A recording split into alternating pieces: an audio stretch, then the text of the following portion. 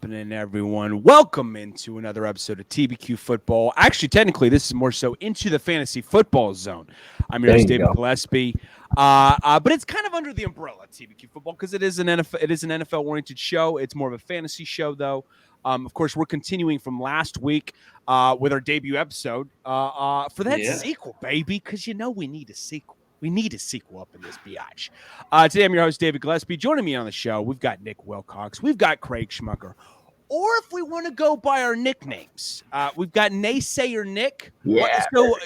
Because he's just a negative motherfucker. He's just a that's my role tonight, but normally I bring the positive. But I switch it up tonight. And I think I know that better than anyone, okay? Because this guy is like, listen.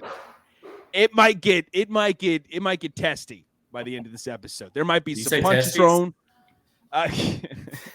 Disgusting bastard! How could you? Right at the beginning of the show. Don't worry, people. Nick always has something up his sleeve, and you call yourself complimentary. Might one come out tonight. We'll see. Depends how David behaves. Complimentary Craig over here, joining us on the show. So happy to have you. It's so awesome, man. Craig Schmucker joining TBQ Football once again. No. You hit me with the farts, dude. I had to because that's in your wheelhouse. You say you like, I do love farts. We all, and who doesn't, man? Who doesn't? And then Nick, the only one I could really think of to introduce him is obviously. Please go away for the love of God. Okay. First thing that comes to mind. Okay. As soon as he brings up Austin Eckler, I got my hand on the trigger, man. Wait, you just brought it up. As an example, that's where it ends. Let it die. Okay. A big example. Who do we got in the chat up here? Hey, what's going on, Anthony? How's it going? Yo, what's good, to yo? See you, my man. Welcome to the fantasy football zone, baby. Absolutely. And I feel like I had to go with the nickname Mr. Translucent because I think as a white dude, it's really hard to go with like a zesty nickname and not accidentally sound racist as fuck, Because it's like, if you go with like the white wizard, that's a little, the white knight. Little comparative to the KKK. It's like I don't want to go that route, Pasty patriot. You can't do pasty patriot. Yeah. So I'm gonna go Mr. Translucent. Now you want to tell everybody why the nickname is occurring? We're just going to move on to our first question of the night, folks. Anyways, getting back on topic. Now, you can see my skin. There's almost a shine to it, but not in a good way. It's because your boy's in need of some, what is it, vitamin D, right? Is that what it is? Just some sunlight, bro. Yeah, just any sunlight, Like, maybe I'll start like going to bed with like a fucking tanning problem. Yeah, I know. And I wish I called Nick my brother from another mother, but I didn't get any of his genetics, sadly. And so I'm stuck out here looking like it sounds like there's a baby in the back. Is that you, Craig? Yeah, that's me. Wait, we had to put the kids to bed. You're okay. She wants to be on the show. Yeah. Shout out. Yeah, that's her cameo. Exactly. Folks, we got an exciting show in store for y'all today. Try that again. Okay, I'm sorry. Yeah, gotta try that again, bro. We got an exciting show in store. No, we got an exciting show in store. Terrible. We got an exciting show in store for y'all today. It's gonna be so kick-ass, man. So kick-ass. Sometimes it goes the other route. Sometimes it doesn't. You don't get like energized. It hits you differently when you snort that line and you just go right into it. Yeah, it would. It would. It's like it's playing with fire out here. It's 50-50, baby.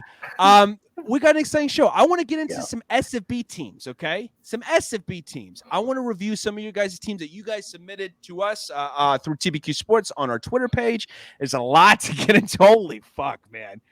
This might be a year-long affair with how many we ended up getting into. Because there's so many. This will be a series for sure. Yeah. Oh, yeah. No doubt about it. And some QB ADPs to love and hate. I want to hear what you guys have to say about that, man. And this is Craig and Nick's show, by the way. I'm just here to host. I'm here to present. So they're going to be the ones dishing out the advice, giving you the advice you need to excel in your league and to win and become a champion, baby. That's what it's all about. We're all about winners over here, okay? If you ain't first, you're last. True words spoken by Mr. Bobby. So I want you guys to win out there, and I think you will with the help of Mr. Nick Wilcox and Mr. Craig Schmucker over here. Before we get into all of that and more, folks, we got to get a shout out to our sponsor. We're talking W.GG, baby, for a healthy and delicious energy drink that is sugar-free, calorie-free, jitter-free. You need to head over to W.GG, okay? You use that promo code TBQ to receive a 10% discount on your next purchase because you know what, folks? They got a wide variety of flavors. They've got a wide variety of flavors to choose from. This shit's healthy. It's packed with amino acids. It's packed with neurofactor. It's packed with vitamins that you need to be the most efficient throughout your day. So head on over there to W.GG. Use that promo code TBQ to get started on getting your discount and also simultaneously supporting the show, really helps us out too if you use that promo code TBQ. So head on over there and get started today. Also brought to you by Mojo Desk for an ergonomic, electric, and eco-friendly desk that is both adjustable and customizable. You know, MojoDesk.com. They got a wide variety themselves of desks to choose from. They've got LED hand control capability, so many customizable designs, so many different colors. It's great, man. It's great. If you want to get started today, use that promo code TBQ for a 10% discount. And like I said, you get that discount. You get free shipping and handling on top of that too, and you support the show, man. That's the trifecta if I've ever seen one. So get started today by heading over to MojoDesk.com. So without further ado, let's get the show on the road, baby. Let's get the show. See, Anthony right here in the chat, he's fucking to get. He's ready to get this fucking thing on the road. All right. So let's just do it. Let's fucking do it. Okay. Let's start off. Well, you know what? Let's start off with let's start off with the two QBs to love real quick. You want to start off with that? Let's do it. Let's do it. All right. Who are the two QBs to love based on ADP? Let's start with you, Nick. Who have you got that comes to mind? Who, buddy? Well, so I used Underdog ADP for the QBs that I love, and for single quarterbacks, we're talking single quarterbacks overall. Two QBs, obviously, like you could like this guy as well. But the price right now for him is just absolutely it's dirt cheap. Let's just be real. Talk about Matthew Stafford of the Rams. Now, when we talked about just the Rams situation last night, if you guys want to feel free to take a look at last night's episode on the Bloodline Entertainment Network. Yeah. Feel free to do so. Drop some fire talking about the NFC West. But overall, talking about Stafford and talking about how the Rams are constantly throwing the ball, constantly going to be in scripts in which they'll find themselves, in pass-heavy situations. Where Stafford is currently going right now is just ridiculous. He's right now QB 21 on Underdog right now. They pick 153 right now. It's absolutely absurd. I don't know, and besides the injury, the price is still baked in, with the injury and then some. It's like people forgot about how Stafford used to be a 5,000-yard throwing quarterback. Mm-hmm. And for fantasy purposes, for a guy you didn't get that late, come on. What more do you not love about that? Obviously, Stafford's got to hold up. I know there's injury concerns. I know the offensive line isn't as great. I know the team is in shambles in general. However, you got McVay, you got Stafford, you got Cooper Kupp, you got Aaron Donald on defensive end. All these guys are going to look to win any game necessary possible. So in that regard, we're going to get him. And even if for whatever reason Stafford doesn't become a quarterback that is top 12 from where he's at, you're getting him at QB 21 overall. Yeah. Again, what's not to love about Stafford? Again, potentially, ideally, he probably won't throw for 5,000 yards. But overall, he could still be a very solid, if you're going one QB, he could still be your QB while you're grabbing everything else off the board earlier and then grab another guy to just piece together your QB room.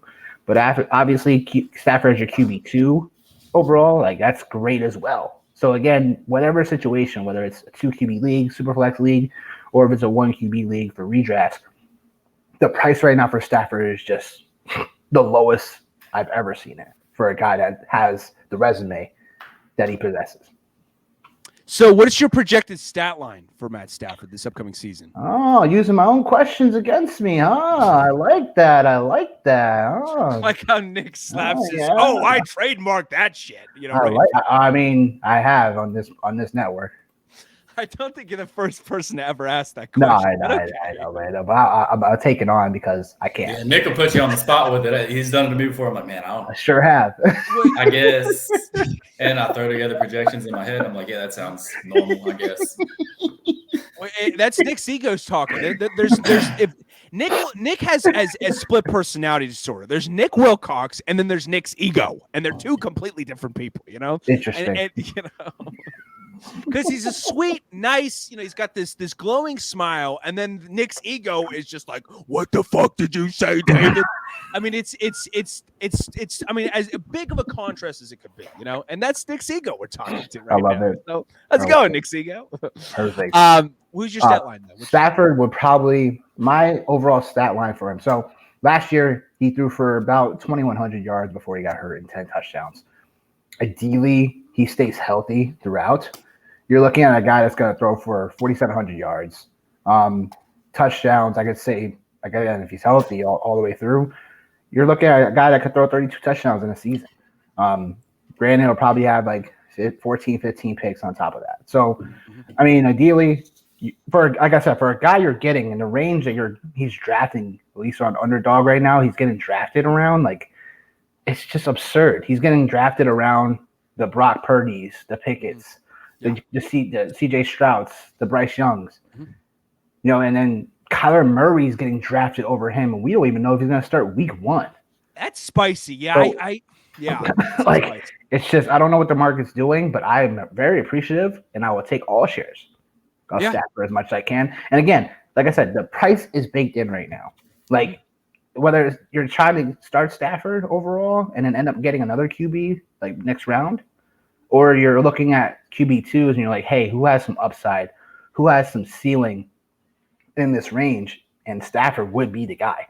That guy, and then the other guy that I like will get, when Craig announces his, will come back to me. But there's another guy around that range I absolutely love as well, and I just don't understand it. All right, yeah, we'll do one per person, then we'll alternate. Who's your guy? Who's your first guy, Craig, that comes to mind for QB you love in terms of ADP? It's more high end, but Lamar Jackson. I'm looking at Superflex ADP because Nick, he plays a lot of single QB, and I play mostly Superflex, so I just kind of went with that. But he's going at the 201 as QB5, and Lamar's a threat to finish as the QB1 at any point because he's got the rushing upside. He's got Todd Monken coming over. He's got the best wide receivers he's ever played with OBJ, Zay Flowers, Rashad Bateman hopefully being healthy. Yeah, and fingers crossed. They brought the first round pick Laquan Treadwell too. So. Oh, whoa! No, I'm not actually putting him in there. Mark Andrews should be healthy. Dobbins hopefully is healthy. That offense should be cooking. Everything. You did not just say it now. But Laquan Treadwell. I'm joking. He is on the team though. Oh, Lord. Fun fact. Fun fact. Yeah, that was more of a fun fact, all right. Yeah, that's where it ends, but yeah, so he look. I feel like it could be a really big year for Lamar this year, and everything that you hear coming out of camp is that the offense is like a more fast-paced offense, so they should be getting more plays in. Hopefully, throwing the ball around a little bit more. So, really like Lamar this year, especially getting him at the 201. So let's say you want to pick on the turn in a 12-man Superflex league, and you go at the end, you go, I don't know, some like Lamar, or you could go with like a top end wide receiver maybe, and then go with Lamar at the 201, or you go with 2 quarterbacks at the end, and then wait till it comes back around you at the third to start picking your positional players. Yeah, no, absolutely. I dig the hype with Lamar for sure because, I mean, this guy is like, I mean, the greatest mobile quarterback we've ever seen from a mobility standpoint. You don't like Lamar? No. Really? Nah. Stay over there, Nick. No, What? no. Why? Nah. Why is that? Now we're no. Listen, I love Lamar, but no. But I don't Look, love him. it's just look, man. Like, so for me, all right. If I were to tell you your top 5 right now, whether regardless of ADP, who you going with? Top 5, you definitely Yeah. got Allen, Hurts, Mahomes. That's your order. Allen number 1, regardless of format. I guess it would depend if it was 6 point per passing touchdown or 4 point. Okay. I guess if it's 4 point, I'm going 6 points all around. Yeah. So 4 points per passing touchdown. I'll go Allen, Hurts, Mahomes, and then I would have said Burrow, but we got to see how this injury goes with him, I guess. Yeah. And so Lamar could be up there near 5, and then there's a lot of guys right there that could be 5. You got Lawrence, you got Herbert, you got Lamar. Even Justin Fields, I think, is really good for a really good pick for this year. But I just really like Lamar. The worst season that he's had since 2019 is 22.5 points per game. Yeah. Pretty And fucking great. I mean, he has gotten injured, so you have to worry about that. So I guess if you don't really like risk, you should avoid him. But I like Lamar for the season. And I never really put too much into, injuries unless it's Agreed. Yeah. Well, I know, and Lamar's. I mean, he's such a resilient dude. Like, it doesn't matter. It's easy to root for too. Love that guy. So easy to root for, and he's so resilient. Like, whether his team sucks and he has to carry the load, he's going to do it. If he has to come back from an injury, he's going to do it. If he has to go to the bathroom, I was just about to say, if he has to take a monstrous shit at halftime, he's going to come out refreshed, ready to go and light this fucking field up, dude. Like, it's man. The most resilient, like whether it's his bowels that are fucking with him or it's his injury or it's he just had to drop some weight so he can move faster. That's all. Yeah. Just drop a little weight so he can move faster. I mean, that had to be a monstrous shit if he had to run off, the field, like that had to be. That was the poop run for sure. He was. That was a legendary. It was a legendary game and it was legendary shit too. Oh yeah. We all have those. Okay, come on now.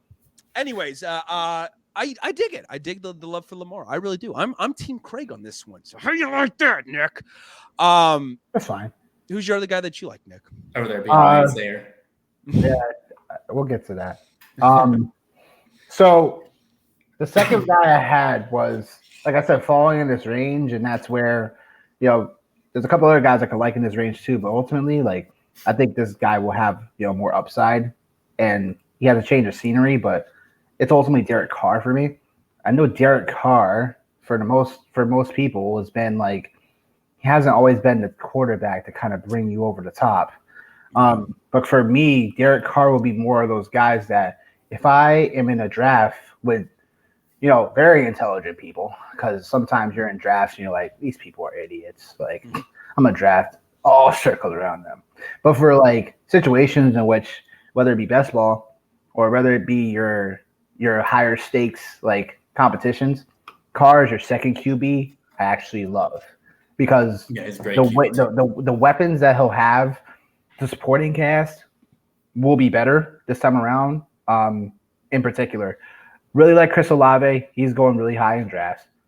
The tight ends. They just signed Jimmy Graham. Oh my gosh. Juwan Johnson though he showed a lot of flashes last year, and he's a converted receiver, I think. Yeah, and he's actually I like Juwan Johnson. Came on a lot stronger at the end of the year. And Me too. I hope the Jimmy Graham signing doesn't interfere with this. That Jimmy Grandpa. I know the snap share, and I'm not hoping that doesn't be interfered with. If Foster Moreau was obviously signed there too for whatever reason, and you'll still have Taysom Hill, but obviously he'll be playing more direct snap quarterback type of situation, hybrid role. There's a lot going on with the Saints. However, this is a good thing because you want as many weapons around you as possible. Will we get Kamara back? Hopefully. Just as far as suspension goes, I just think the cast around him is overall just like really good scene. The Saints have the easiest schedule among all teams from last year, calculated by my guy Warren Sharp. in which by strength of the schedule. So this is where, again, Saints are scripted to not have as many pass heavy scripts because they most likely will be winning ball games. But again, in order to have a good fantasy season, you got to have these situations where your team's going to be up so many points, in which all right, how did we get there? Well, Derek Carr threw for 3 touchdowns, 350, almost 400 yards, and they still won the game by 10 points. It's like, okay, good. We had a great fantasy day. That's a great QB2 to have on your roster. Yeah. So again, with the like I said, this is more for if you're, again, you fall into a draft in which, all right, I like all my depth, running back, receiver, and tight end, and all of a sudden, QB, I got the rookies, or I have Derek Carr. I have the rookies. I have, Russell Wilson, Derek Carr. What if you buy into the Russell Wilson, that type of thing. I think he'll bounce back. So it's ultimately like I said, the same thing I said about Stafford is probably more appealing with Derek Carr too, in which. I wouldn't say he has the highest of upside and ceiling, but in order to piece together a championship, sometimes you just need that 4 guy, and Derek Carr is definitely that guy. So in particular, when you're looking for QBs later, Derek Carr is obviously a guy I love as well, especially where he's going. He probably will, by the time drafts come around, I still think he'll be ahead a few more spots from where he is right now. He's QB 20. On Underdog, I imagine that he'll rise a few more spots. I'm for sure. Mm-hmm. I'm banking on Kyler Murray not making game 1 of this season. I don't think so. If he does, I don't think people will want to draft him in general. Maybe they will before the second half, but ideally, just Kyler. I just see him coming down the boards at some point. So in that regard. Like I said, the easiest schedule for Derek Carr. He has really great weapons. We like Chris Olave. We like Rashid Shaheed. Rashid Shaheed. Yeah, you know what I'm saying? Michael Thomas is supposed to be playing football this year. He is. Anyhow. That's good. Michael Thomas is still good if he would be able to play. Anyhow. It's just that. Nick is not a believer in Michael Thomas. Wow. I'm sorry, man. I called Michael Thomas the last couple of years. It's just the injuries. He doesn't have Drew Brees throwing the ball. Sean Payton coaching him. Unfortunately, with MC, he was just one of those guys that he has talent. I'm sure he could rise a little bit this season if he's healthy, but it's ultimately a guy that I'm it's a big if. It's a big question mark. So I don't know. Yeah. Okay. But ultimately, that's where I stand with the QBs I love. All right. I meant to hop on your Stafford pick earlier and tell you. Looking at the Superflex ADP, he's also going pick 80, which is QB 19, and it's 7.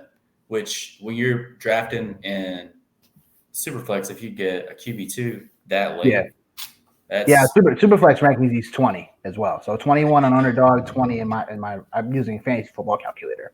So for 2 QBs, I might be ignorant, but I feel like he's always finished top 15 in fantasy every. Stafford, I think he's always finished top 12. He's like a top. Yeah. It's like a top half quarterback most of the time. He's got and Cooper Kupp's there. I mean, their connection is unquestionable. He's going to be best connection in the league, in my opinion. I mean, right now, as of now, I mean, certainly, AJ Brown and Jalen Hurts and Jamar Chase and Joe Burrow could circumvent that. But what they've done lately, and I feel like even just losing a sliver of his game would still yield a shit ton of production. Nonetheless, I mean, we're talking about knocking off from 41 touchdowns. The last full year he was healthy. So, who's your other QB that you love, Craig? Geno Smith. I love it. And Superflex, you're getting him pick 54 at the 509, QB 14. He averaged 21.4 fantasy points per game last year. All they did was bring in Jackson Smith and Jigba, most people's top receiver in the draft, and they brought in another good running back. The offense should be. It should be humming. I mean, I don't see any reason that he would finish any worse than last year. Maybe he finishes even better. And Geno, most of his stats are, I feel replicable. It's not like he had some crazy touchdown percentage number or anything. He just played well. Where is he in the rankings again? QB 14, pick 509, pick 54 overall in a 12-team league. Okay. Yeah, I got him at QB 15 on Underdog, and that's a solid spot. And mine's just on Fantasy Pro, so we're just using a different thing. Yeah, But still, the only reason why I use underdog is because best ball is money. really this is the season. That's where everyone's kind of putting their money where their mouth is. So it's like, but I understand that the Niners. we're supposed to. So it's going to ball it except against. I think I that's a safe bet. They play him tough as shit. They play him tough as shit. The thing I wondered, though, Anthony, about the Niners is if they can stay healthy. That's the big caveat of it all, I think. I think that's every team every year, though. No, but the Niners have so many injuries. It feels like every year, especially to their running backs. Them in particular, running backs, offensively especially too. It's not even actually necessarily as much defensively as it is offensively, but I mean, it spreads like a fucking plague, man. It's like a contagious disease sometimes. It feels like the injury bug is, Geno Smith, I love it. Do you see him as a potential MVP candidate this year, Craig? He'd be a dark horse. I mean, I would. If you want to put some money on, I don't know what the line is, but if he truly balls out, he could possibly be. I don't know if I'd put money on it myself, though, but I also like to bet money. Health is with every team. If anything, the league better watch out. Oh, yeah, well, no doubt about that. You guys are an absolute contender if you guys are healthy. No doubt, Anthony. Yeah. No doubt about that. It just, like sometimes there have been seasons that have been like cost, with the 49ers because of injuries, And so Anthony, do you want Brock Purdy to come back all the way healthy? Yeah. Is that your guy? Do you still what do you think is going to happen with the future of Trey Lance? That's a good question. I'm curious about that. That's a good question. Alrighty, let's get to our next question. 2 QB ADPs you guys hate. You're like, fuck this shit. I want to hear what you have to say, Nick. Let's start it off. I debated about this because I don't want to. I'm a guy that wants to give you the best knowledge and information possible. And I don't want to give you some cookie cutter answer on which people have said, I don't like this person, I don't like this person. And I want to back it up to why I don't like this guy, overall, because it's a take. Let's just say it's a hot one. All right, here we go. I don't like Deshaun Watson, and it's not. That's my pick too. It's not for. It's not. I see the upside though. Right. Yeah. It's one of these picks that, like, Watson can go out and be a top 6 QB later on and be like, all right, well, I lost that one. But with Watson, there's just something about the situation I'm just not loving. And I haven't gotten him enough in best ball at all. He just always goes too early. I have him in a tier in which he's just not at that level. Right now he's going QB9. I'm going to take a few more guys ahead of him. So, like I said, underdog, QB9 is Watson. Tua's QB10.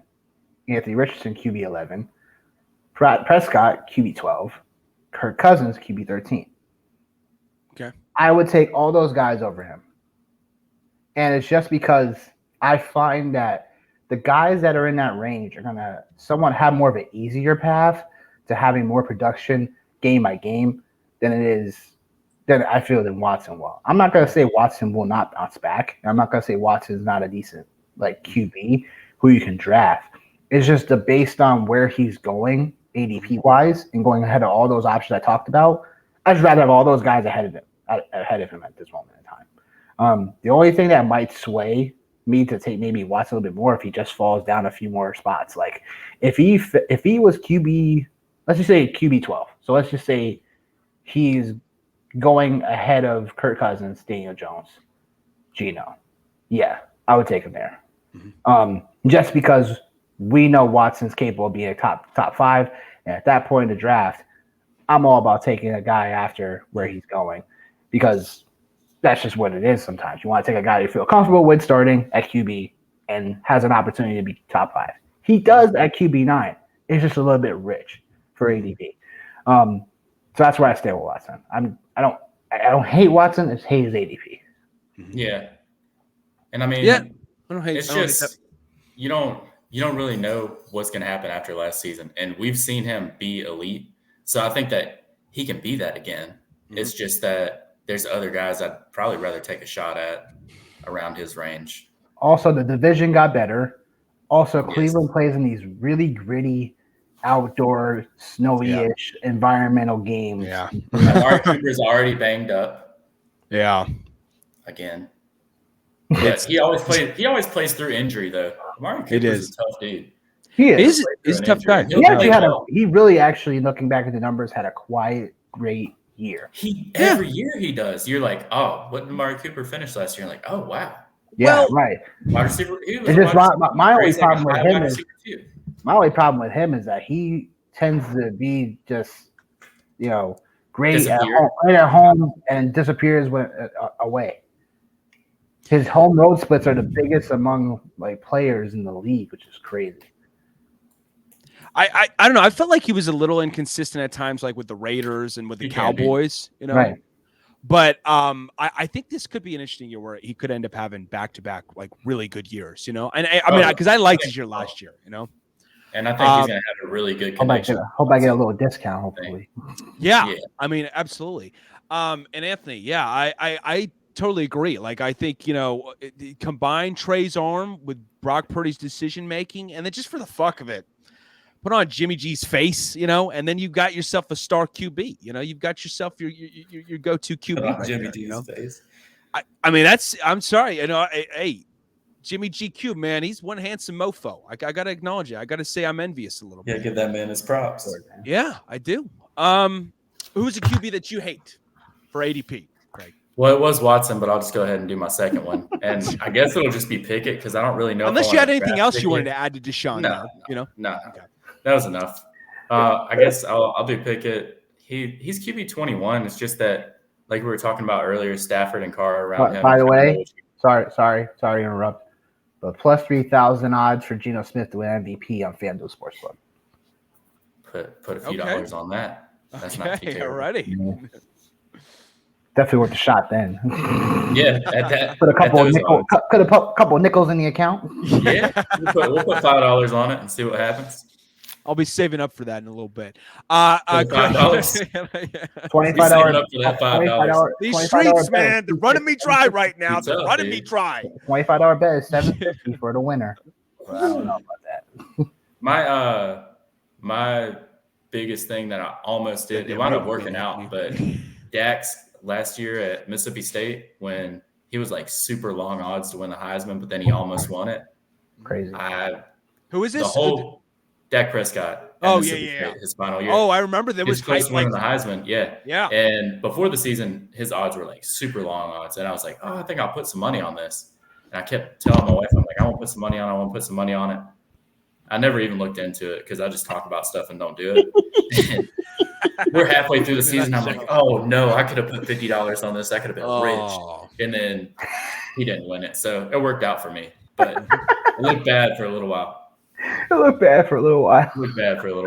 yeah, for Pickett, I mean, he's QB 21, so I don't hate getting him there. But also, like, I'd probably, if I'm at that point, I'm just grabbing a guy, probably like Stafford or Carr, and just throwing, or I'm waiting even longer and I'm grabbing Tannehill because he's way behind him still, and he's got DeAndre Hopkins now. And Ryan Tannehill has been a very efficient quarterback. He's finished decently high before, and you're bringing in. I don't think D-Hop's washed. I think D-Hop is still good. I think that me too. Last year, I think he's got a lot of juice left. So you bring him in. Treylon Burks. ADP is another story, but I understand. Yeah. Treylon Burks has apparently come in way better shape this year. I loved him coming out of college. Me too. Chigakonkwo, he came on late last year. Wait, you hate Tannehill? Do what? You hate Tannehill? No. Oh, I'm saying I'd rather get Tannehill later than Pickett. Okay. So I don't know why I'm going in on Tannehill liking him so much right now, but he's super late, so he's a great pick also at ADP. I don't know why I didn't bring him up earlier. Yeah, but if I'm that late in the draft, I'm probably just passing on Pickett and going with somebody else. Okay. Now, you don't believe that Pickett can improve upon what he did last year ultimately? I think he can. I think Pickett's for the price right now, like he's going QB 21 is not terrible. Yeah, he's going QB 23. He's going right after the guys I talked about, Carr and Stafford. Yeah. So I mean, it's not awful. It's just do you still feel he finishes bottom third in the league, like where he overall is? So right now, QB 23. You don't think he improves from that spot? I think he can. I just don't think I want to bet on it, honestly. Fair enough. I mean, I don't hate Kenny Pickett, and I think he's a winner. I think that he goes out there and I think the guys like playing for him. You can see it when you see their sidelines. Yeah. He galvanizes guys. He's got that. Oh, yeah, for sure. He's a good leader, and he's just a baller. He's going to find a way to win games. I just don't know that I would pick him over those other guys because I normally, if I'm in Superflex, I'm picking quarterbacks pretty early anyways. Yeah. So if I'm grabbing a QB3, I'm probably going super late, and I'm just building depth on my bench. Okay. Okay. Who's that other ADP you hate, Nick? Well, I mean, I'm just gonna say it because I don't like this team, and I damn sure don't like this quarterback. So it's a little personal. It's Mac Jones. I see. Oh, that's a good one. That's a good one, yeah. And I'm sure people don't like Mac Jones in general. I'm not feeling this QB situation at all. It's like I'm sure people don't like him. I'm sure he's a piece of shit. I'm sure. Right. I mean, probably. I don't know. Your words, not mine. I know. It sure was quoted, baby. I have no idea what New England's doing this year from a fantasy perspective. And honestly, like, we don't even like New England when it comes to fantasy football for most cases anyway. So, yeah, this is a team I'm just constantly avoiding anyway. May want a little piece of, may want Juju Smith-Schuster a little bit to see if he comes back to life a little bit. But he sucked with Mahomes. How is he going to fare with Mac Jones at QB or Bailey Zappi if he ever gets in? His situation just got a crud worse. And don't get me wrong, his ADP is baked in too. This whole New England staff besides Stevenson, it's like everyone is like, you could take your shots on. But again, whether it's Superflex, whether it's Scott Fishbowl, or whether it is, my redraft leagues, I am not touching Mac Jones as a QB1, QB2, or even QB3. So that's just kind of how it goes. It's just, you got to target offenses that are going to be, really fruitful for points. And I have no idea New England how they're going to pull this off. They only pull it off by, running the ball, stopping the run, playing great defense. And that doesn't do good for fantasy numbers. So that's where, again, I think Mac Jones can improve upon, from a football standpoint, I think Mac Jones can improve upon what he did last year. But ultimately, it's like, all right, like, how much? It's just from a fantasy perspective, I just cannot. I can't buy in, can't put money down on it. Nope, no way, no how. And fuck the Patriots. if you want to know how much I believe in Mac Jones, I have like 100% exposure to Bailey Zappi and like all my super. I was trading just a little bit. I mean, I'm not trading a lot for him. I think I traded like a third and a future fourth for him or something. I was trading like late picks or just like throwaway players, getting a guy that could possibly start for the Patriots this year. I don't know. I don't totally buy into the Bailey Zappi hype this upcoming season. I think it's just going to be Mac Jones's thing. It could be easily, because they've already done it before, and it's just like, I don't know. I don't think Bailey's going to bring another dimension to this offense that Mac can't. You know what I'm saying? Especially because Mac, like, believe it or not, I mean, Mac actually can run a little bit, like a tiny bit. I mean, it's, I can run. He can't. All right. The disrespect, man. This is just a blasphemous Patriots hatred right here. That's all this is, Just, oh my goodness. I will say though, Juju was actually pretty. I would disagree though that Juju was bad last year because the first, if we take it into context, because remember he succumbed to that vicious concussion, and the first half of the season he was on pace for over 1,100 yards that year, and then that concussion happened, and I think it changed things. So I felt bad that it kind of changed things for him because I think he would have been on a much better path had it not been for that. Who's your other QB ADP you don't like? Hold on. So Anthony has a point about we got to give rookies some time. However, the T-Law situation, you got to throw his rookie year out the window. He had Urban Myers, who was the absolute worst play calling coach I've seen in all of my lifetime at 33 years. Yeah. He was just dreadful. He was awful. So we got to throw that year out the window. His sophomore year, I thought, was obviously decent. And obviously, we're expecting year 3 to be decent. But ultimately, we got rookies time in general. I understand that. But that's for dynasty people. I'm in redraft. It's a one everything full systems go. If you don't do it, you're out. If you don't do it, you suck. If you don't do it, you are crap tola. So that's where I'm at with it. But yeah, Craig's more the dynasty guy. Give it. Yeah. Urban Meyer he almost felt like the Barry Zuckercorn of if you guys ever seen Arrested Development, the incompetent lawyer that never took accountability, and he would show up to trial and be like, so what's the plan? And they're like, you're the fucking lawyer, dude. You fucking tell us the plan. What do I pay you for? We're going to be just fine. We're going to be just fine. What do I pay you for? Where do I pay you for? Like, where are my taxes going? Yeah, exactly. Craig, who's that other guy, though, that comes to mind? Oh, we already got my two. Oh, we did? Oh, we did. Watson and yeah. And who was your other guy? You mentioned Tannehill, but Pickett. Yeah, I'm sorry. Yeah, Pickett is not the guy. That's right. I'm sorry. Excuse me. Yeah. All right, let's get into let's get into talking some SFB teams, man. I want to review some teams. Let's get into it, baby. Let's start off with the man in the chat, Mr. Anthony over here.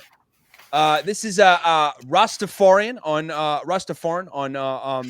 Twitter, RAST1FARIN. Yeah, Anthony. Make sure Anthony drops that in the chat so that way, when we get a, I'm sorry, am I breaking his down or is Craig is? I can't. No, I got it right here. Oh, okay. We're both breaking it. When we make the clip, you can go negative first, and I'll go positive. Make sure to tag him in it. Yeah. So this is his team right here. He's one of the hosts on Get Right Fantasy. Hey. Yeah. There we go. They got the Friday night mocks and stuff. They're a lot of fun. That's kick ass, man. What do you guys make of this team based on what you're seeing right here? Well, Nick's going with the negatives. He's naysayer Nick, so he's going to tell us what he doesn't like.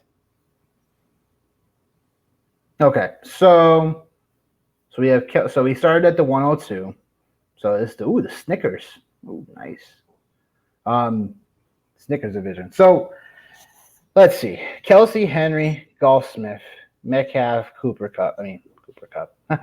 Amari Cooper, Rashad White, Kurt, Herbert. I mean, look, this team for me seems nice. The only problem I have is that, and this is where, when it comes to, super flex leagues, Scott Fish Bowl in general, then obviously the scoring format is obviously ridiculous. Couple of things. One is you have Kelsey, but then it's like you didn't grab another tight end that could really be more fruitful. Hayden Hurst and Tyler Conklin are decent options later, but I feel if you have Kelsey, if you were fortunate enough to get him, because usually the 101, my league took Kelsey 101. Yeah, most people I know. I love the 102 pick. So the 102 pick was already good value. Huge. So the problem I have with it is that he didn't go with another tight end.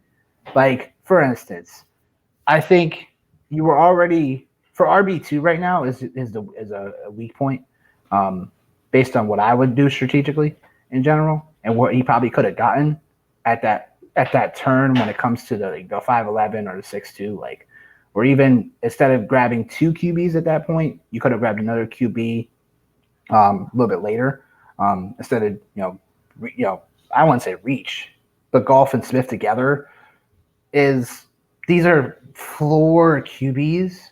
So not an SFB though, because they finished QB5 and QB6 last year, respectively. Yes. Okay. Which I think it was Geno's 5 and Golf was 6, but it's because of the no negative points. No negative points. Okay, I got you. Yeah, so it's not sexy names, but that's actually two things that I like is those guys. Fair enough. Third and fourth round that's decent value for those guys. Yeah, I mean, I don't love his running backs. Besides, even Henry's a stretch. I just don't like the running backs, bro. Mm-hmm. You had to do a little bit better. Receivers, I don't mind, especially Kirk. Kirk, you get wide receiver. He's a wide receiver 1 last year. I don't know how he pulled that off. Probably tipped the guy at 20 or something. Hey, don't take his person for a while. That's crazy. But I mean, ideally, like I said, the running back situation, it's just, but the receivers, they're fine. Like I said, I wish he would have gotten another tight end with Kelsey So that way he could kind of really be in a position to kind of dominate that. Fully tight end. Yeah, I like getting another guy there, but other than that, you could compliment him now. All right. I feel like Nick feels bad being so negative on it. He's like, man, there's so many things I like about this, but I got to only say the bad things. I freaking hate this right now. Yeah. Not really. Next week I'll be the negative guy next week. I will find names for it next week. But obviously, like we said, we love the Kelsey pick 102. I picked him 101. And hero RB strategy, I see that. And Rachaad White, he's a decent RB2. I mean, he's got the PPR upside. And then Khalil Herbert, getting him a little bit later, he should be the starting running back in Chicago. And I love the wide receivers. Like he said, DK Metcalf, Amari Cooper, Christian Kirk, Jahan Dotson, I even like where you got him. And then I like that DJ Chark choice, in the 18th. That's super duper late. Yeah. And then, like I said, Hayden Hurst, going that late, it's a really good pick at tight end. And I just I think overall the build is nice. Obviously, you're going to be a little lighter at certain positions because it is a 12-man league, which, 12-man division, because the league is 3,300 players. But just getting a QB3 in general is huge because, especially in the 13th round, getting Jimmy Garoppolo, because in my league, we were at the beginning of the 11th round and everybody was gone. I was just hoping for Baker Mayfield to make it to me, and he didn't make it to me. So I think overall, I really like this team. I think that he did a lot of good things with it.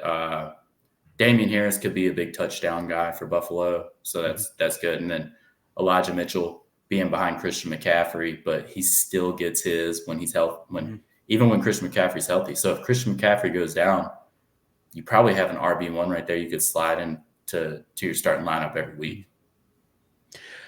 Yeah, I do this too. I think I will say though that I think that in certain places maybe there could be some patience with some of the choices, like with Goff and with Damian Harris. I think in comparison to like landing a Geno Smith or an Elijah Mitchell, like at those positions, just because I think Geno's going to accrue for more fantasy points overall than Goff. Same with Mitchell over Harris. But the fact that you got quarterbacks fly off in SFB though, you got to go so early on it. Because like I said, no, most there was definitely 0 starting quarterbacks. Yeah.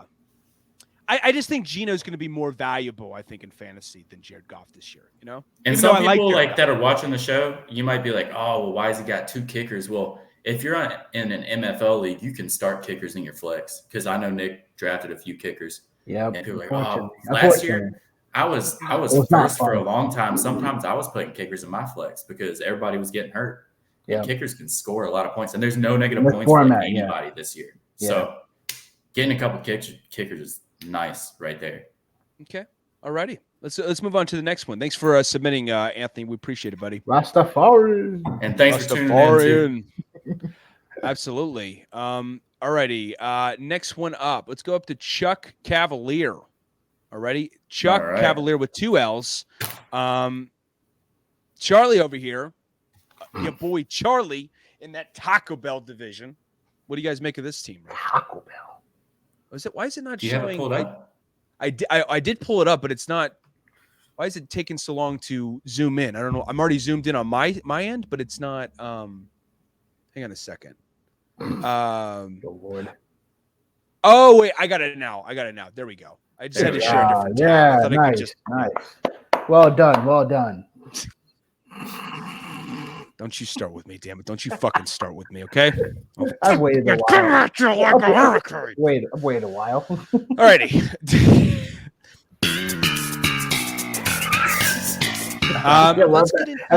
By the way, that is the GOAT of all GOAT shows. Like Seinfeld, if you hadn't watched Seinfeld, you don't know what Seinfeld is. That was for me. I know I saw something about there's a Superman in every episode. Did you hear about that? What? Like there's at least like a picture of Superman. Oh, it's the GOAT. Superman somewhere in every single episode. Really? Yeah. Really? I'll find it and send you the link. I didn't know that. Okay. All right. What do we make of this team? Charlie's team, the Taco Bell division. Dong. You want to go negative first? I feel like we finished on a positive note. It feels better. Yeah. Because I know you don't want to be negative. Y'all, while you're watching the show, Nick isn't trying to be negative. This is the position he was I'm handed. just giving He's people the honest negative guy. opinion. No, he's an Like, asshole all the time. Let's be real. Next sure week, is. I'm the negative guy. So I'm going to be mean next week. Nick's the only mean one this week. I'm only nice. That's okay. So with this team in general, I hate Mixon. I think you could have got someone better than Mixon. I understand the whole Mixon, he's only running back there and this is. Listen, RB2, I can't. No, not that early. No, I don't like Mixon. I think he's where you got him is trash. You were better off grabbing another QB at that point. I'm definitely not in love with the Dalton Schultz pick later, although it's the 11th round. I just think there's other pieces in that offense I feel like could pop off, and Schultz has shown us he's been okay, but ideally, I'm not with it. Overall, Marquise Brown as your wide receiver 2 is definitely a stretch. I think instead of grabbing Freiermuth at round 7, and I get tight ends, it's a tight end premium plus, I get it. I think you could have still grabbed someone else at wide receiver at 7th round because there was still a lot of good ones there. Not to say Marquise Brown doesn't have an opportunity to be really good. It just, as my second receiver, it's a bit of a stretch. Later guys. So only because McCoy is going to be his quarterback at first. Yeah. If Murray was there all season, I feel like it'd be a huge. I mean, I still like him, but it'll be a little different. Yeah. But Kyler could still start. I mean, it's going to be coming down to the wire, but it's possible for him to start week 1. It's just a matter of will he test? Will he test his resilience stat? Okay. The J.K. Dobbins pick, man. You fucking bastard. The J.K. Dobbins pick. Oh my god. No, just you don't like Dobbins? I don't mind him. The only problem I have is his health right now is already looking a little shaky. That's not a good sign. I don't mind him where you got him. I just think so. The pick 6, pick 7, pick 8.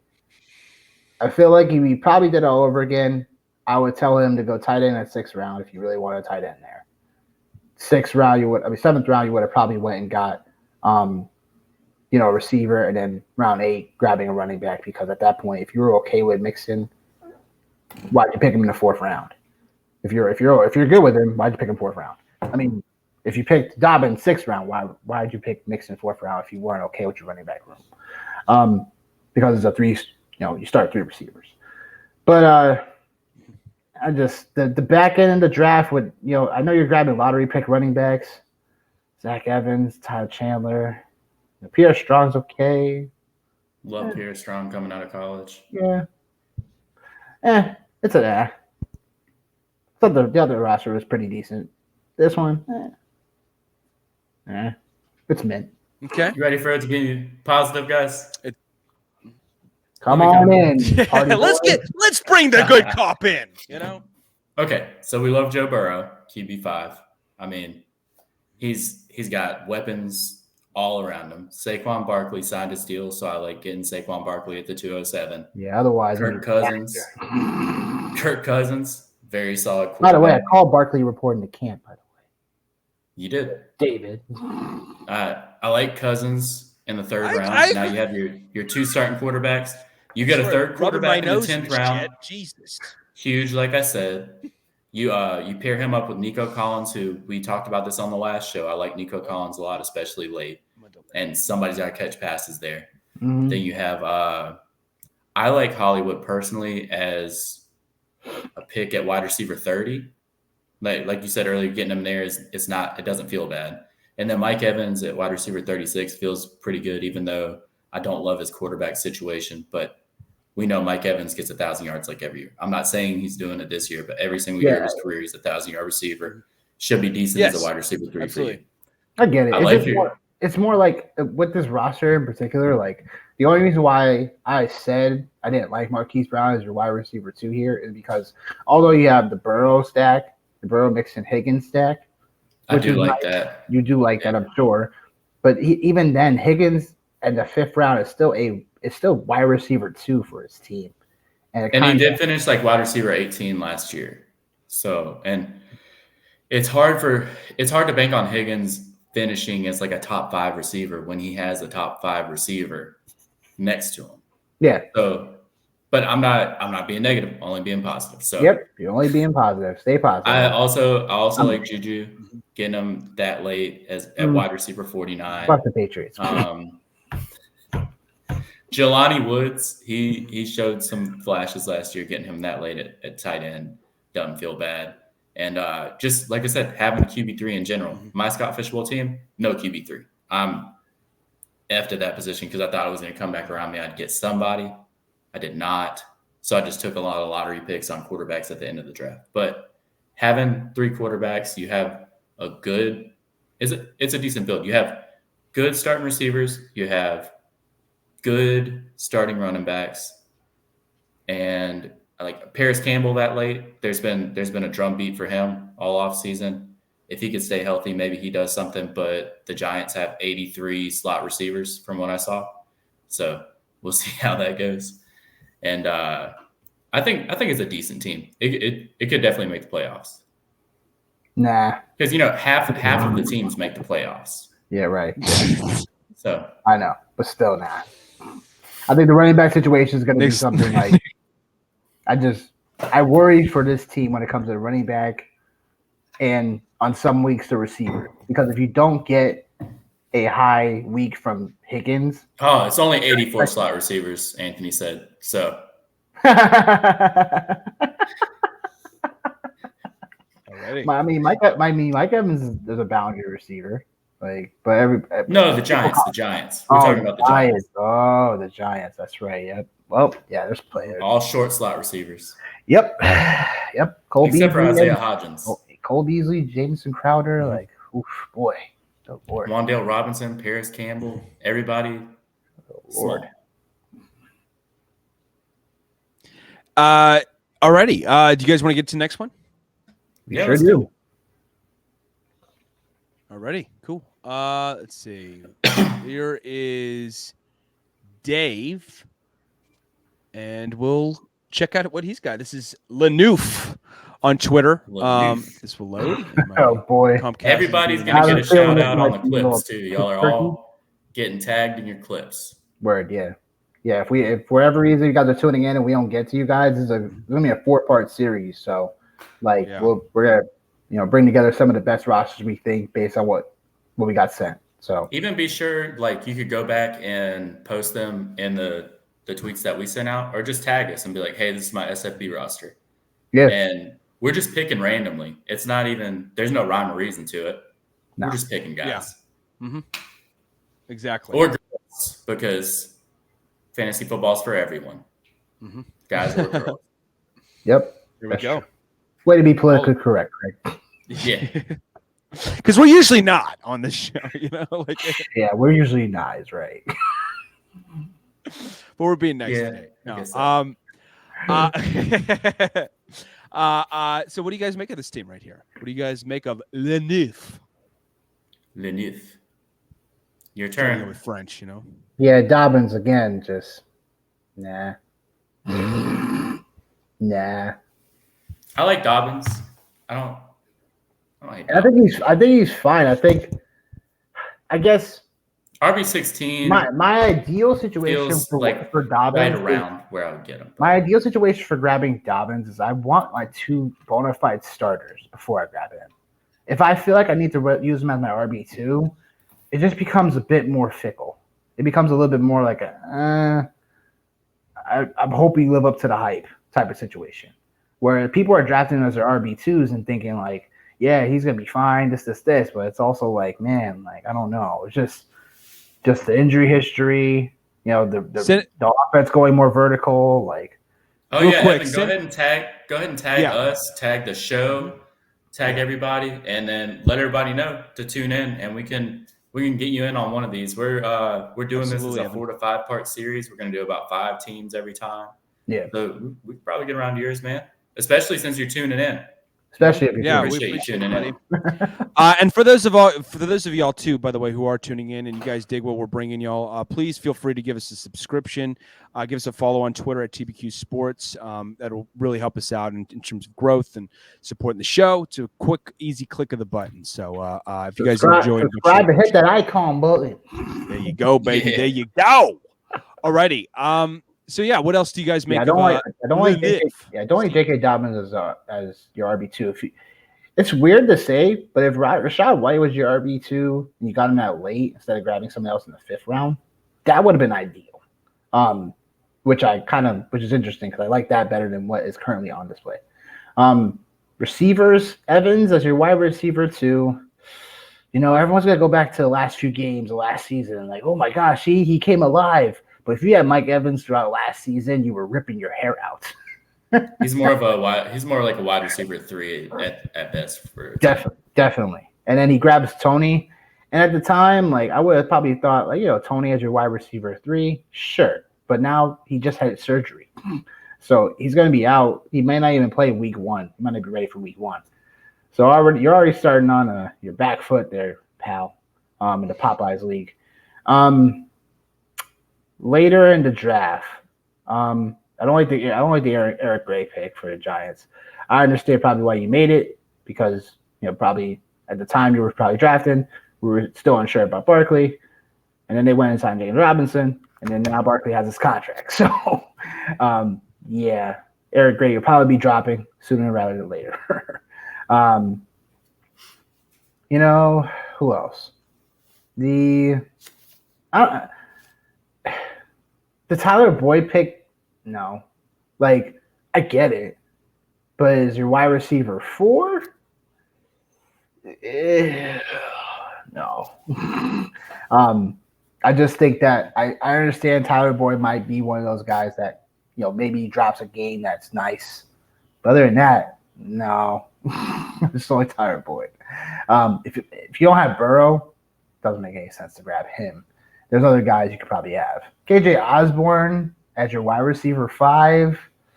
I thought, in my opinion, there's other guys around that range that probably you could have probably gotten and would have been okay with. Like you got Van Jefferson. I don't know how you got Van Jefferson round 20. I'd rather have him over KJ Osborne at that range. So it's, I guess, every draft's a little different, but ultimately, he's definitely strapped for receiver, for depth, for sure. And his running backs, yeah. Another team.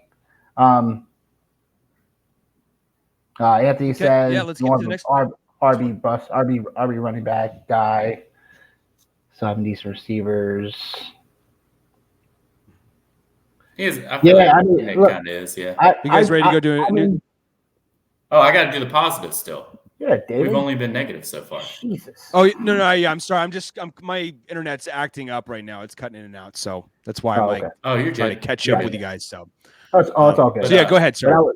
I was saying, so what Anthony was saying in the chat, like I can understand having 3 okay receivers, but technically right now 2 because Tony might not even play week 1. But that's where even now, with this roster, you already somewhat had concerns for receiver depth.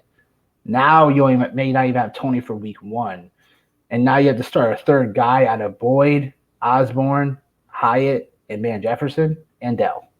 So you're already starting on your back foot. And then I can understand having Dobbins where you got him, but now it's like, okay, like in hindsight, now you probably want a receiver there. Like Rachaad White as in the 7th round is good value, I feel.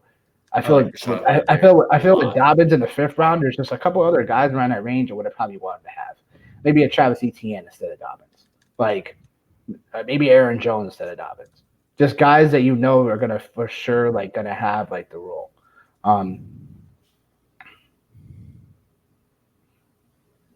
Evan's talking about this roster is similar to his. So we'll take a look at that at some point, I'm sure. Oh, absolutely. But Craig, go ahead. All right, let's be positive, guys. Time for some positivity. Oh, yeah. I love the quarterbacks. I love the quarterbacks with Jalen Hurts and Anthony Richardson. With the settings, getting 0.25 per carry, you get another point for a rushing first down. You know those guys are running the ball. And then Ramondre Stevenson is a stud. That's a good running back to start off with. I love the tight end room with Kyle Pitts, Pat Freiermuth. Jawan Johnson's a guy that I like, and getting him in the 13th round feels great. Getting DK Metcalf at wide receiver 17 feels good. I like the running back room personally, but like you said, at some point, it would have felt better to get a wide receiver at some point here. I do like Dobbins, getting him at RB16 prices because he's been one of the most efficient running backs when he is healthy. I mean, that guy he's just a great runner, and hopefully that he gets a little bit more involved in the passing game. Doesn't really feel like it should happen because of how good of a rusher Lamar is, but maybe they maybe they script some stuff to him, hopefully. And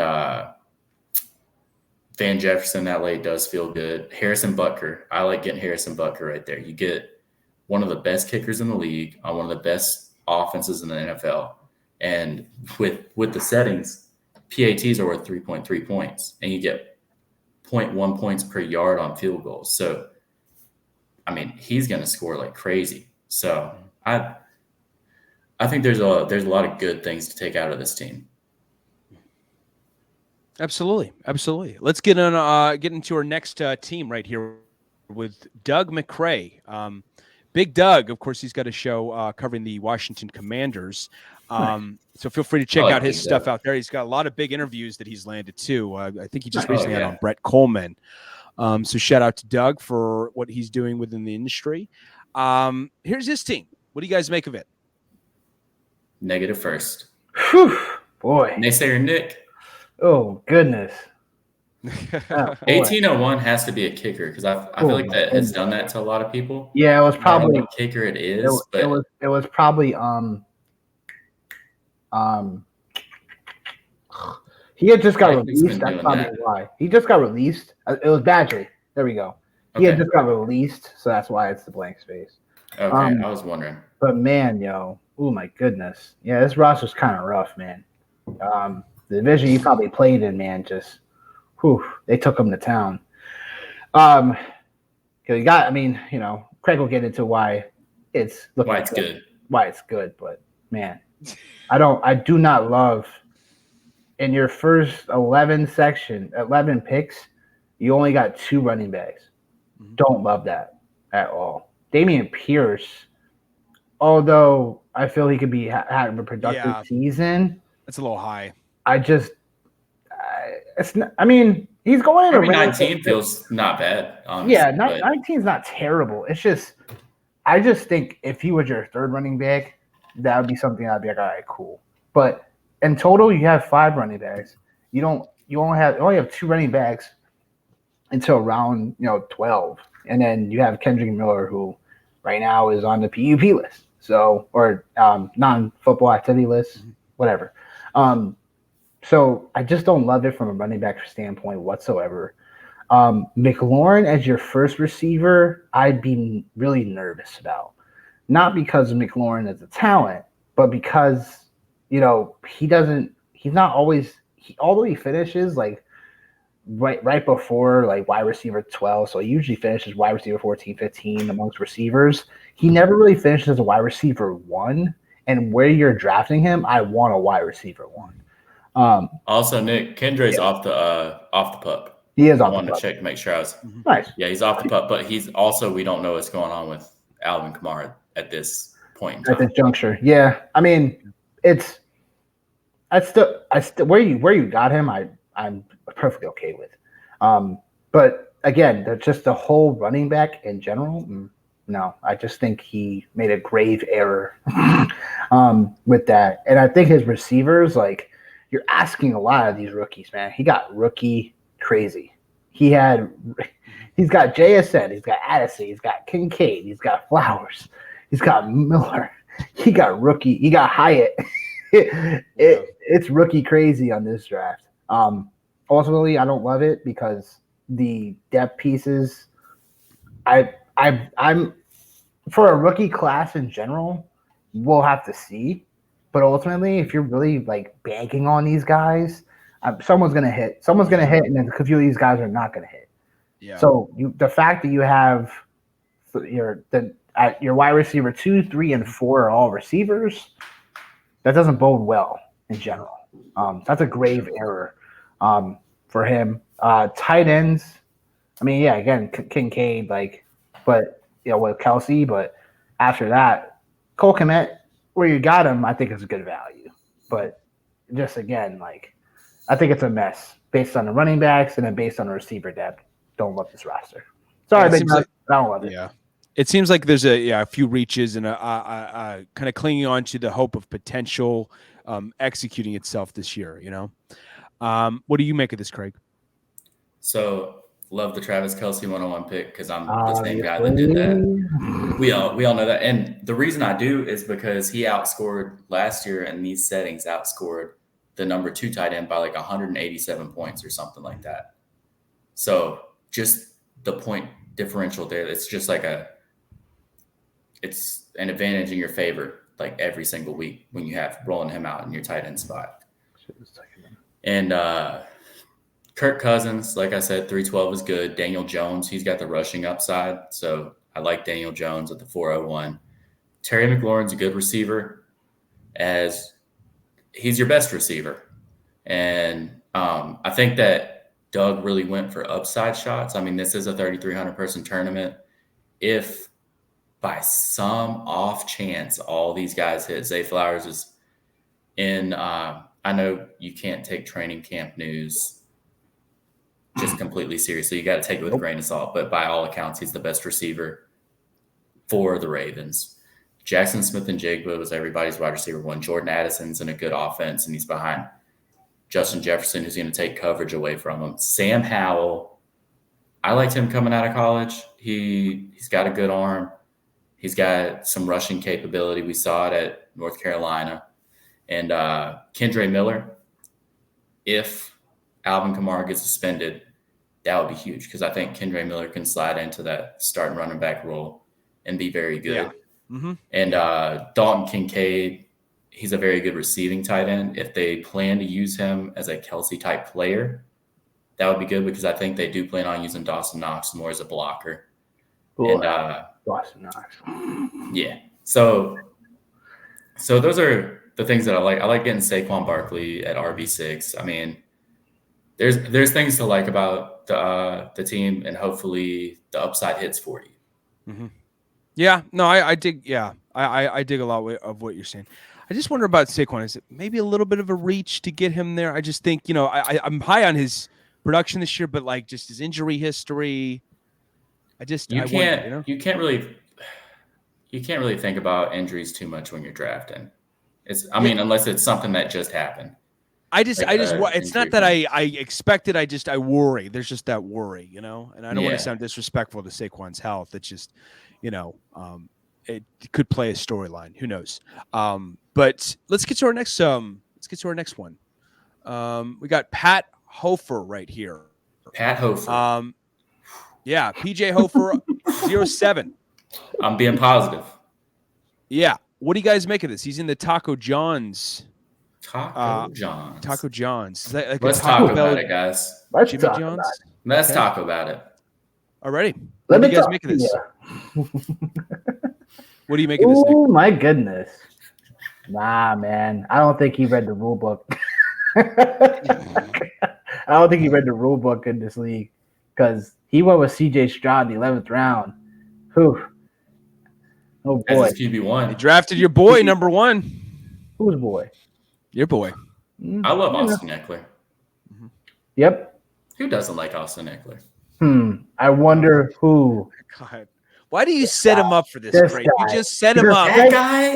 Because this guy right here. What a terrible person. Austin Eckler's pro fantasy football, pro fans. He's such a good guy. Gives back.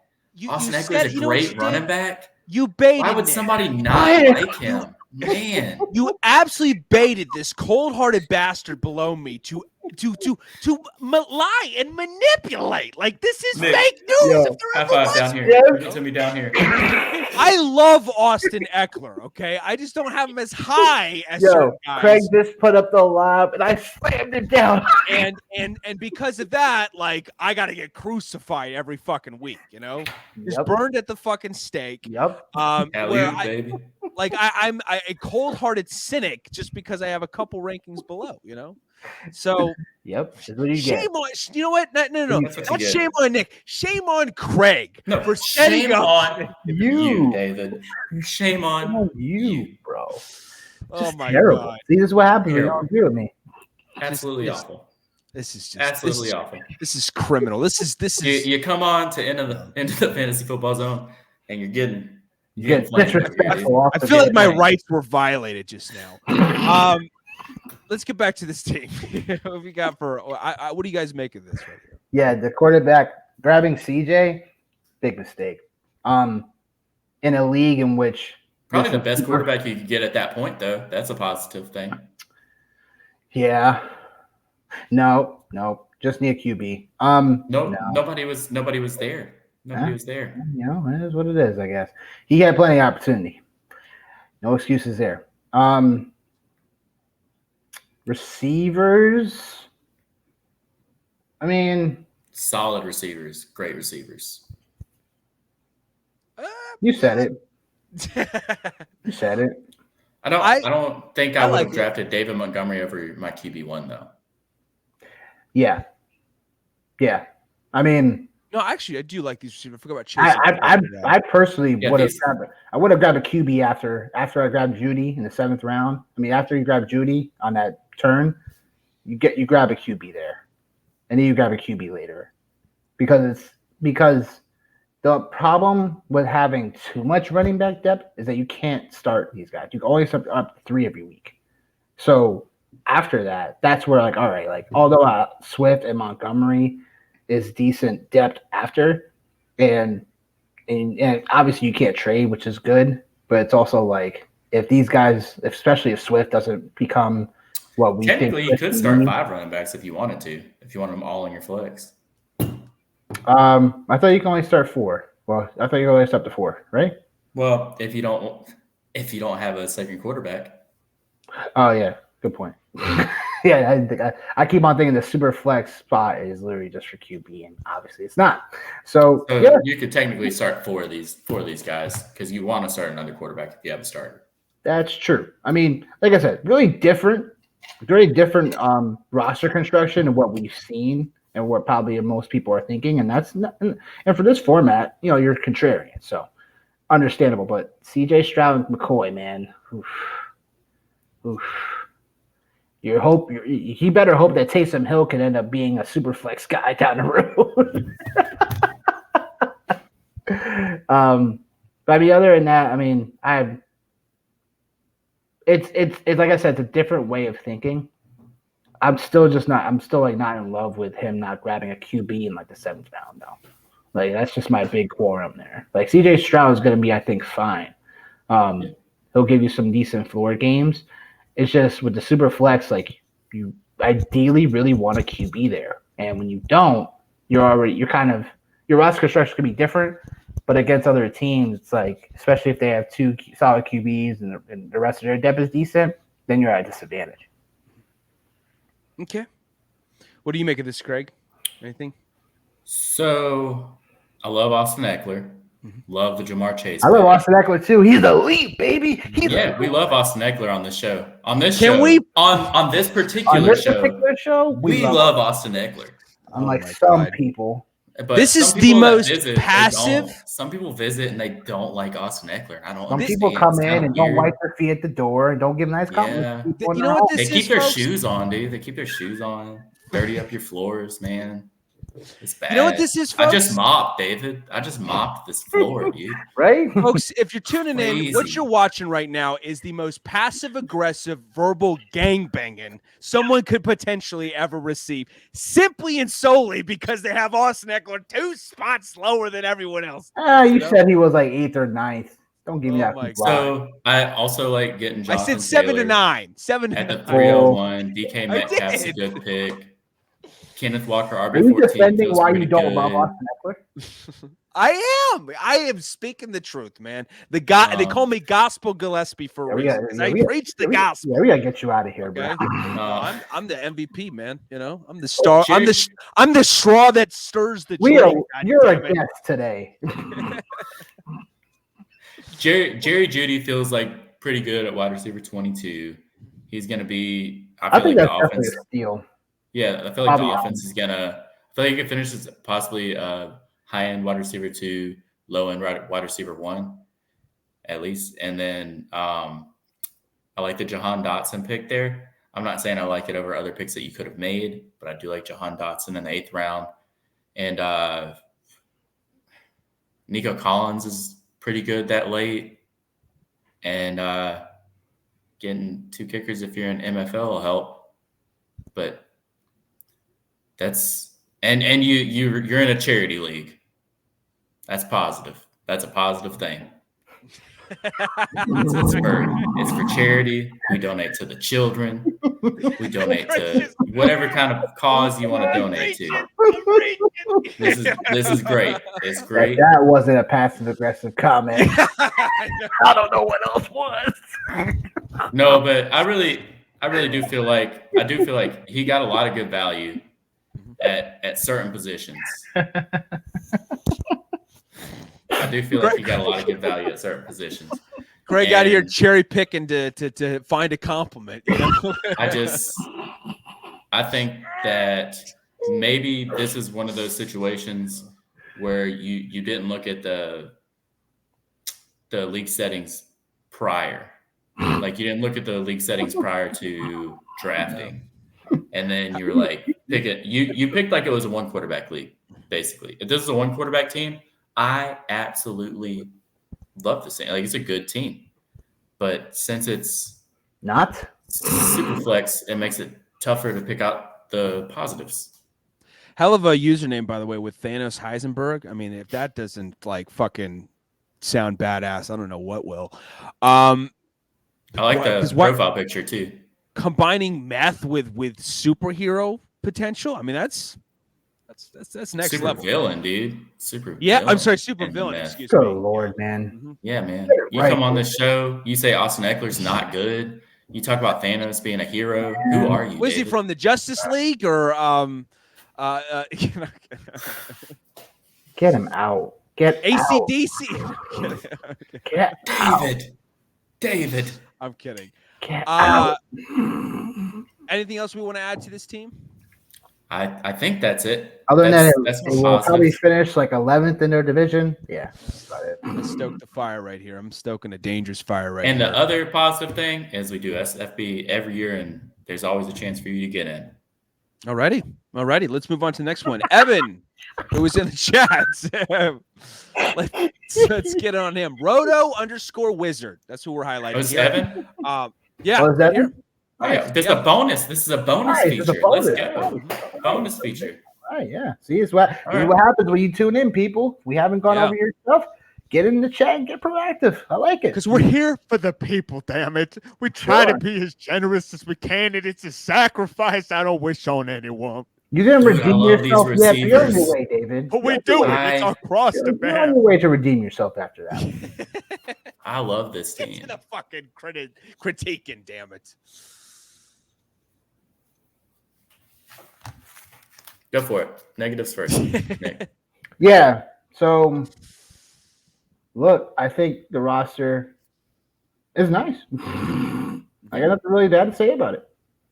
Go ahead. If I was to be the negative one, I would say maybe I'd like a different tight end, like higher. But I like every other part of this team. I love Jalen Hurts. I was a Kelsey 101 guy, but I also like Jalen Hurts at 101. That's not a bad pick at all.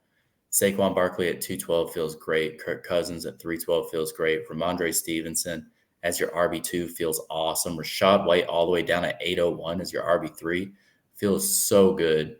You have 4 guys that could finish like top 18 at receiver.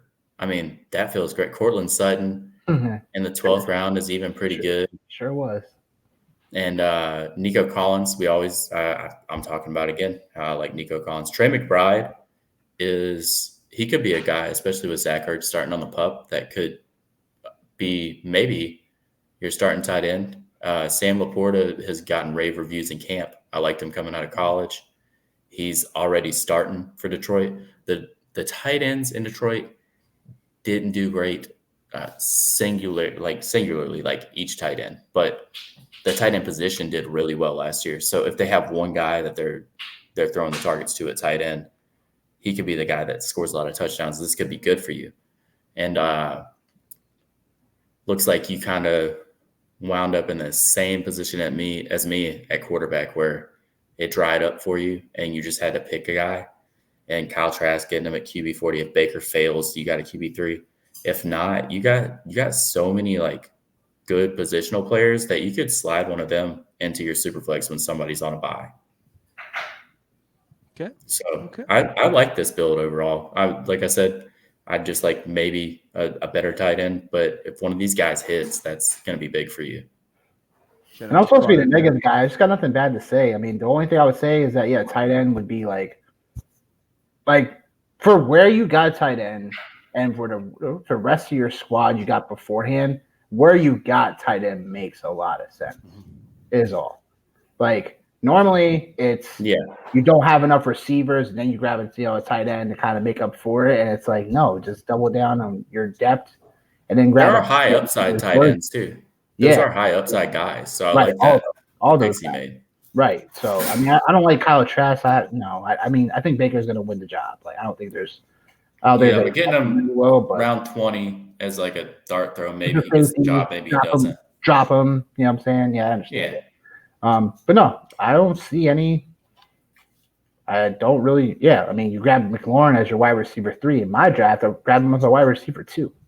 So you can't say anything negative about this team except for tight end. There's nothing negative to be said. Right, and even at tight end, it's not like you're not grabbing all these guys who are starters. Like you went high upside. It's great in a big tournament like this. Absolutely, I think Tyler Conklin is someone that is sneaky for where you got him, because it's like with him on a jet squad that can easily, he's going to be the bona fide tight end 1. And he's going round 17, pick tight end 32. Like, he will not finish tight end 32. So that's, I mean, I love it. And then you even got guys after your receivers that makes sense. Like Sutton, if he gets traded, that's a win. Jameson Williams, you got him as your wide receiver 6. Like, that makes up for the games he's going to miss. It can't even be negative anymore. He's like, I'm just about to be positive. This is he's the last guy anyway, so he's actually a bonus, so it technically doesn't count. So technically we could do whatever we want now. Right. We fulfilled our business duties.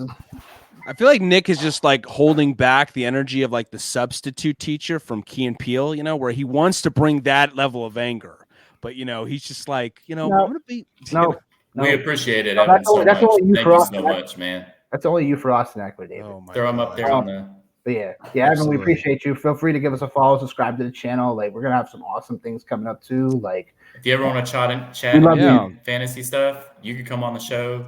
Message us, man. Do whatever. Totally. Thank you for the submission. We really appreciate it. Alrighty. I guess if we want to get into anything else, I mean, we got some final thoughts to share. I mean, going through all these teams, I mean, not to mention the injuries too that we saw today in the news were certainly big news too. I don't know if you guys want to comment on that with Joe Burrow and with Jalen Ramsey. It sounds like Joe Burrow, they both kind of escaped the worst case scenario, with Joe Burrow just succumbing to, a calf strain, which it looked a lot worse than it actually was, which is great that it's not as bad as it looked.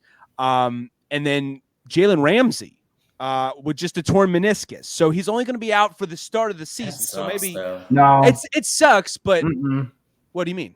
No, he's going to have surgery, but he's going to be out a few months.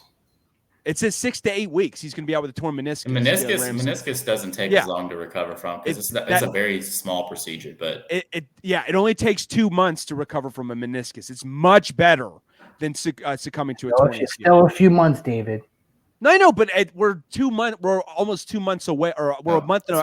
a month and a half away from the start of the season. So he's only missing probably 3 games at most, I would expect, into the season. So he still gets to play the latter 14, What did you guys make anything from that? I mean, is there anything you guys wanted to add to that, or? I mean, look, I guess what I'd say. Go ahead, Craig. Oh, sorry, Dane. No, I'd say just as in this tournament, because we draft so early, I would keep an eye on all the camp reports. Appreciate it. Be looking to see who gets injured, who's stepping up in camp. You can pick up guys early. I mean, just be proactive in this league because everybody that's in this league is watching it. They're watching what's going on everywhere. They're going to make moves. You want to be the first guy to make moves. Yeah. No, absolutely. Can you remind people about when that, because the waiver wire, officially is the week before the season starts or something like that, or the week of? Say again? I said, let me check real quick. We can probably look on our settings. Yeah, while Craig's doing that, I mean,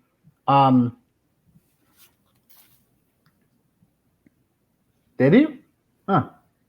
No, I must have missed that roster. I must have missed that on your roster. You got Conklin 16th, 17th round overall. I couldn't say anything. I couldn't say anything about anything positive about your roster because I was the negative person. Mm-hmm. But ideally, if you did like it. I did like it because he's a Jet. He's a Jet, so yeah, I have to like it. God. But yeah, Jets. Oh my Where's God. George?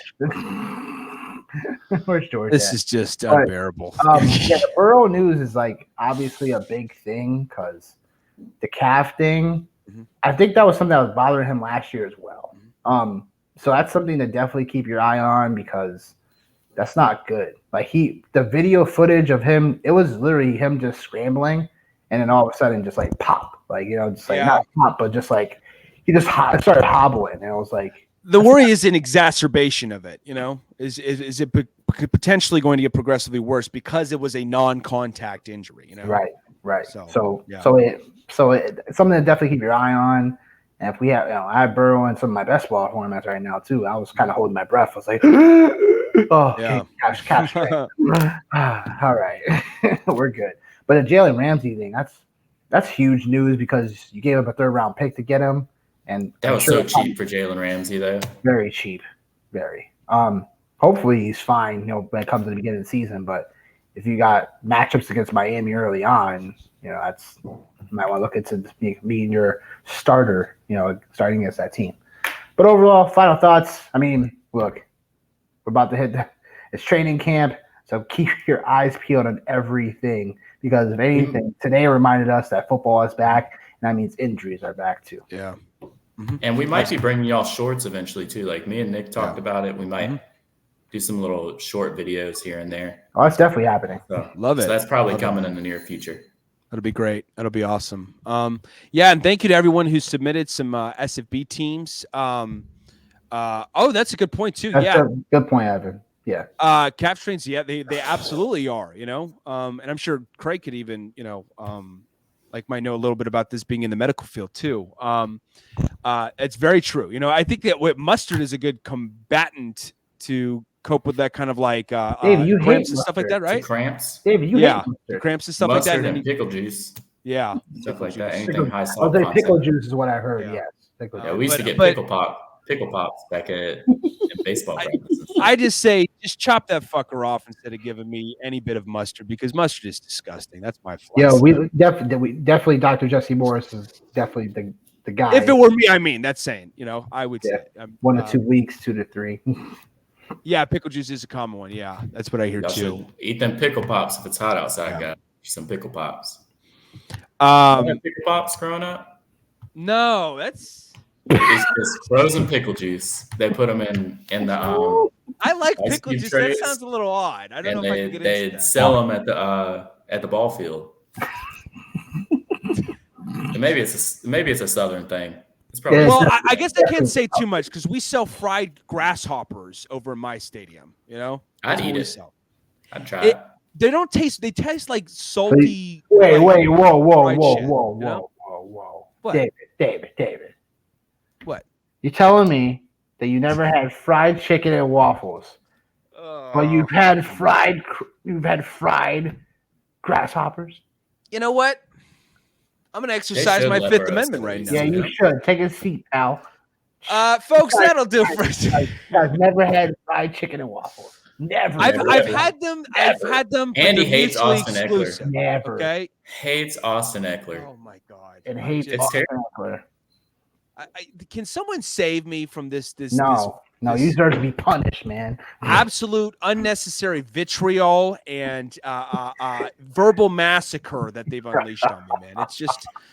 It's unfair, man. This is ganging up. This is. I'm outnumbered. I'm outmatched, and it's not fucking fair. It's not fucking fair. You should have been ready. You knew you were coming to this show. You should have been ready for this. God damn, I'm trapped in an octagon of my own emotions right now. I want you guys, before you go, those of you in the chat, once again, a reminder to give us a subscription, give us a follow on Twitter. You know, we see our usernames right here. David G Sports Pod, Nick _Wilcox. Oh, Evan's gonna let Austin Eckler know that David hates him. That's great. Evan, you will. Don't you? We appreciate you. Hey, we have a guy. What happens? Maybe we can bring him on the show too. Let him know that he could come on the show and settle David's beef with them. That'd be great. Oh. Listen, what happens on the show on the World Wide Web stays in the show. Okay. As much as that doesn't make any fucking sense, it stays in the show, okay? Doesn't make any sense. Follow us here at our Twitter handles. Follow our show at TBQ Sports. Give us a subscription to all platforms, whether it's YouTube, Twitter. Well, you can't do it for Twitter, excuse me, for Twitch. Give Bloodline Entertainment Network a follow, too. That's our new home. Yes. So please feel free. There. Give them a follow, give them a subscription. We're trying to help them grow too. We're trying to help them to grow because they're our new family, man, and they're kick-ass, man. They got a diversity of content if you've ever seen one. So it's not just sports stuff, it's wrestling stuff, it's movies, it's all sorts of stuff, mental health. I think they're even doing some true crime stuff down the road. It's really awesome stuff, man. They're really coming out with some incredible content that y'all need to be keeping your eyes peeled for. In the meantime, though, of course, got to give a shout out to our sponsors, W.GG. Head on over there for a delicious and healthy energy drink and use that promo code TBQ to get a 10% discount on your next purchase. Also, Mojo Desk. Head on over to mojodesk.com for a ergonomic, electric, and eco-friendly desk that is customizable, adjustable.